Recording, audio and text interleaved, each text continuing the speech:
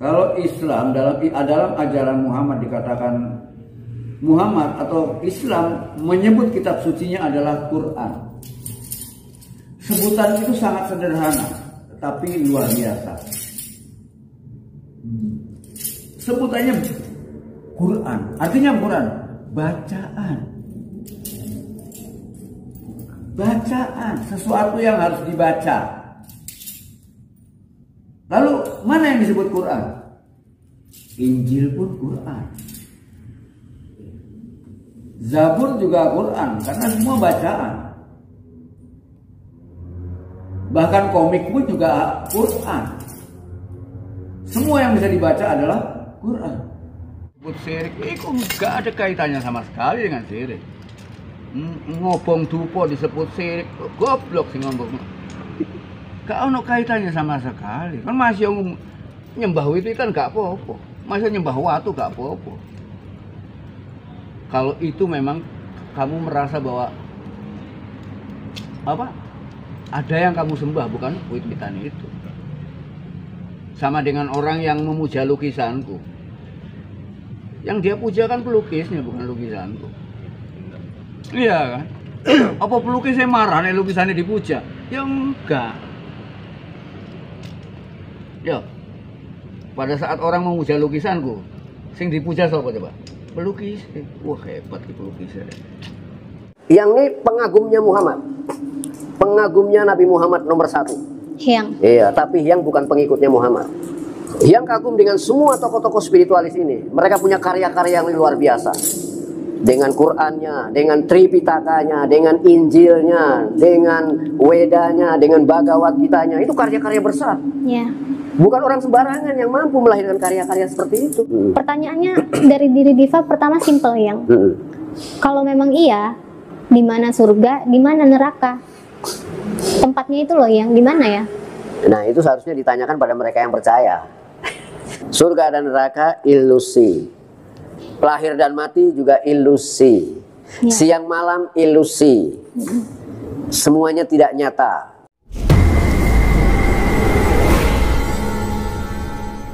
Pernyataan-pernyataan yang dilontarkan oleh seorang Hyang Weldo yang menurut saya pribadi itu merupakan pernyataan-pernyataan yang sangat sesat dan menyesatkan.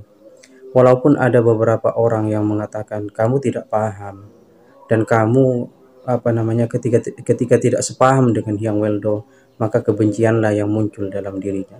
Sekali lagi saya ingin tegaskan di sini, saya tidak membenci secara personal, tetapi sebagai orang Islam, sebagai orang yang percaya terhadap Allah dan Rasulnya, yaitu Nabi Muhammad SAW, yang telah membawa kita dari alam dekadensi moral menuju alam yang terang benderang, maka saya berkewajiban untuk memberikan satu sikap, satu pernyataan yang tegas terhadap apa yang diajarkan oleh Hyang Weldo. Secara personal saya tidak masalah, tetapi apa yang disampaikan itulah yang kemudian menjadi masalah buat saya. Kenapa? Hal ini sangat bertentangan dengan ajaran-ajaran Islam. Terkait dengan masalah syariat misalkan, Hyang Weldo mengatakan syariat itu adalah mainan anak-anak kecil, atau itu bagian anak-anak kecil, atau ibadahnya anak-anak kecil. Kalau orang sudah sampai ke makrifat, tidak perlu syariat lagi. Nabi Muhammad SAW, beliau adalah orang yang menurut kami para pengikutnya, yaitu para umatnya, terutama bagi kami umat Islam yang penganut ahli sunnah wal jamaah, yakin bahwa Nabi Muhammad adalah orang yang paling ma'rifatullah, orang yang paling mengenal Allah, yaitu orang yang pernah berkomunikasi langsung dengan Allah ketika Isra Mi'raj dan sebagainya. Bahkan orang yang diberi wahyu Al-Quran oleh Allah Subhanahu wa Ta'ala, orang yang paling mulia. Tanpa kehadiran Nabi Muhammad di dunia ini, mungkin dunia ini, bahkan saya, Anda semua, Hyang Weldo sekalian, itu tidak akan pernah ada. Sekarang dengan pernyataan-pernyataannya, Hyang Weldo merendahkan Nabi Muhammad SAW. Salah satu pernyataannya yang paling membuat saya itu jengkel itu ketika mengatakan ketika Anda bersyahadat, makanya saya di awal tadi saya awali dengan ucapan 2 kalimat syahadat, asyhadu an la ilaha illallah wa asyhadu anna muhammadar rasulullah, atau la ilaha illallah muhammadur rasulullah. Bagi Hyang Weldo, kesaksian yang bagi setiap umat Islam menyaksikan dengan syahadat tentang Allah sebagai Tuhan yang Esa, sebagai Tuhan yang satu-satunya Tuhan, dan Nabi Muhammad sebagai utusan Tuhan, itu sudah tidak berlaku di hari ini. Kenapa? Kenapa demikian? Karena menurut Hyang Weldo, menyaksikan sesuatu itu harus ketika yang disaksikan itu ada, yaitu Nabi Muhammad itu masih hidup. Sekarang Nabi Muhammad sudah tidak ada, sudah wafat 1444 tahun yang lalu.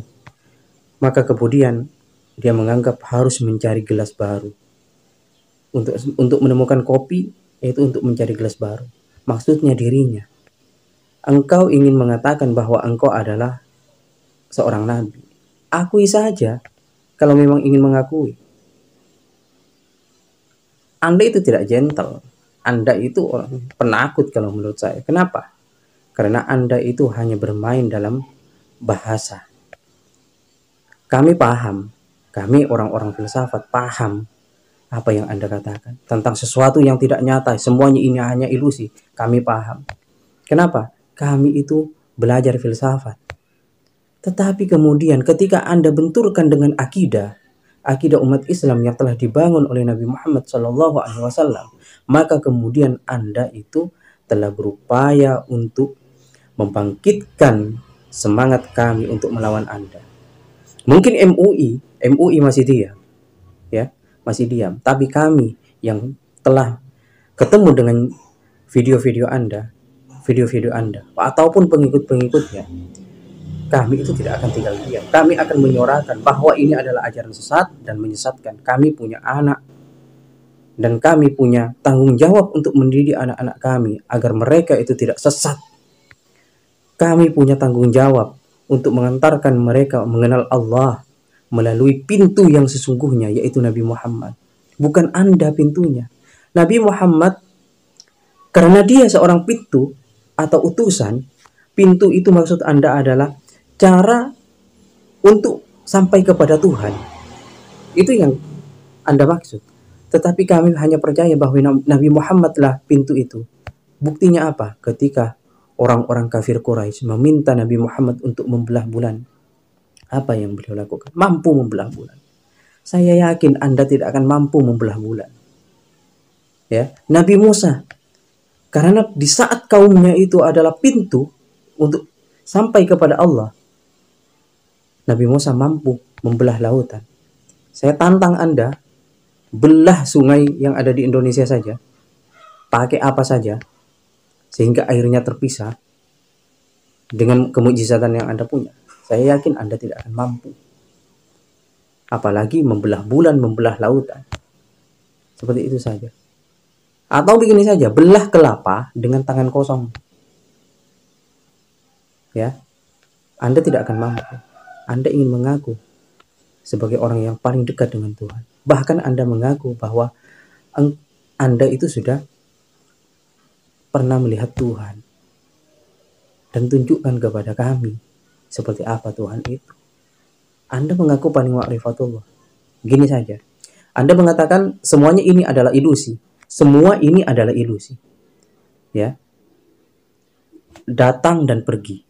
Hanya tubuh ini yang bisa disaksikan, yang abadi atau yang nyata. Begini saja, kalau memang seperti itu, kalau Anda mengatakan bahwa setiap syariat yang kami lakukan itu adalah ibadahnya anak kecil, dan orang yang sampai ke syariat kalau masih makrifat, kalau masih melakukan syariat, Anda mengatakan bahwa itu juga adalah masih kekanak-kanakan. Ilusi. Oke, saya tantang juga di sini. Kalau semua ilusi, kenapa Anda masih makan dan masih minum? Kenapa? Anggap saja makan dan minum itu ilusi. Karena ilusi, Anda tidak butuh makan dan minum secara syariat. Atau seperti makannya kami, makannya Nabi Muhammad. Nabi Muhammad itu orang yang paling mulia tapi masih makan. Menunjukkan apa? Dia manusia biasa. Manusia biasa. Dalam konteks manusia. Tetapi beliau adalah manusia yang paling dimuliakan oleh Allah. Satu lagi, Anda menghina Al-Quran. Anda mengatakan bahwa Al-Quran itu sama dengan komik. Anda menyamakan Al-Quran sama dengan Injil. Anda menyamakan Al-Quran itu sama dengan Zabur, Taurat, dan lain-lain. Anda menyamakan Al-Quran itu dengan buku bacaan-bacaan yang lain. Ingat ya, Anda itu sebenarnya sudah menghina Islam. Sudah melecehkan Al-Quran. Anda itu, apa ya? Kalau menurut saya, orang yang gila. Gitu. Tetapi rumah sakit jiwa itu tidak menerima Anda. Sehingga Anda seenaknya ngomong. Saya pernah belajar ketika masih kuliah dulu di ilmu perbandingan agama. Saya paham kitab-kitab Injil. Terus kemudian Tipitaka. Terus kemudian Begawan Kita. Saya baca semua. Itu jauh sama sekali tidak sama dengan Al-Quran. Yang teksnya ada. Walaupun pada kenyataannya ketika disampaikan kepada Nabi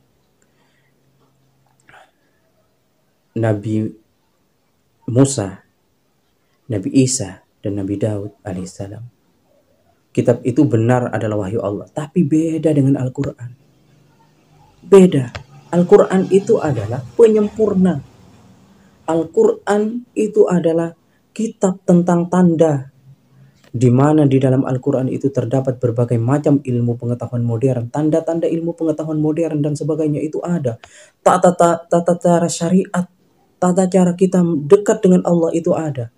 Ada yang mengatakan di konten saya yang di channel saya yang lain, bahwa Anda itu menyampaikan amar ma'ruf nahi mungkar dengan kebencian.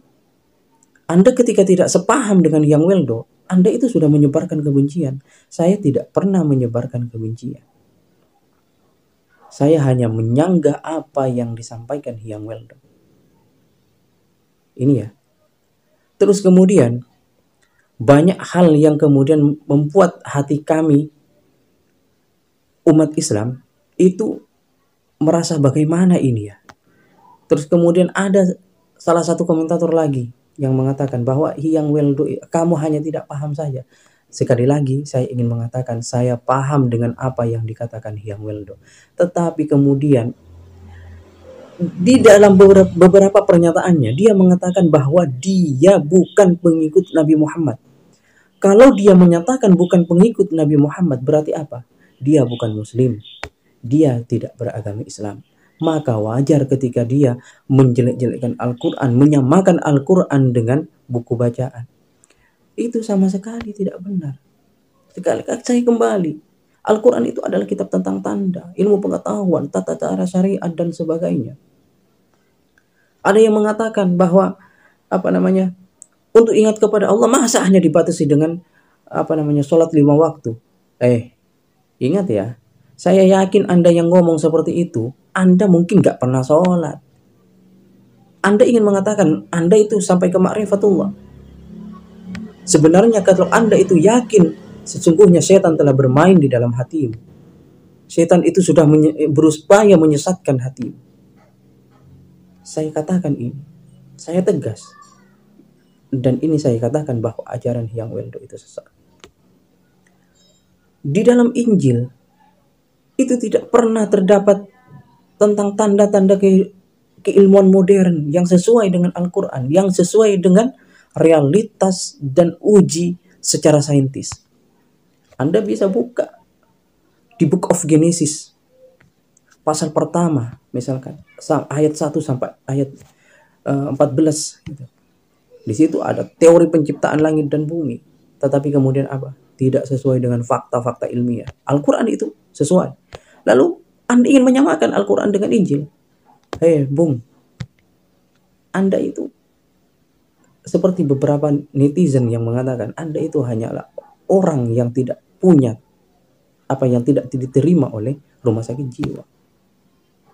Saya tegas mengatakan ini karena apa? Karena ini berkaitan dengan akidah. Nabi Muhammad engkau lecehkan, lalu kemudian Al-Quran engkau lecehkan, bahkan engkau mengaku ketemu dengan Tuhan.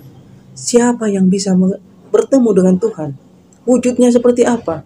Jika engkau mengatakan bahwa wujud Tuhan seperti ini, ingat, laisa kamitslihi syai'un fil ardi wala fis sama. Tidak ada sesuatu yang serupa dengan Tuhan yang ada di bumi dan yang ada di langit. Ingat itu, ya. Anda itu tidak paham tentang syariat, tentang hakikat. Anda mengatakan bahwa boleh menyembah wit-witan. Wit-witan itu dalam bahasa Jawa, itu adalah pohon, ya. Orang itu boleh menyembah batu. Enggak masalah, itu kan menurut Anda. Padahal itu dilarang oleh Allah. Dilarang. Kenapa? Konsep tauhid bukan seperti itu. Kami yang belajar filsafat tentang pendapatnya Plato, saya paham apa yang Anda bilang bahwa dunia ini bukanlah realitas yang sesungguhnya, ini hanya ilusi. Yang ada itu yang ada dalam konteks yang hakiki sana. Plato sudah mengatakan dalam konsep ide. Jadi kami paham, tetapi Anda itu bermain atau menyentuh ranah yang berkaitan dengan akidah umat Islam. Mungkin ini ya reaksi saya, kesel saya sama orang ini.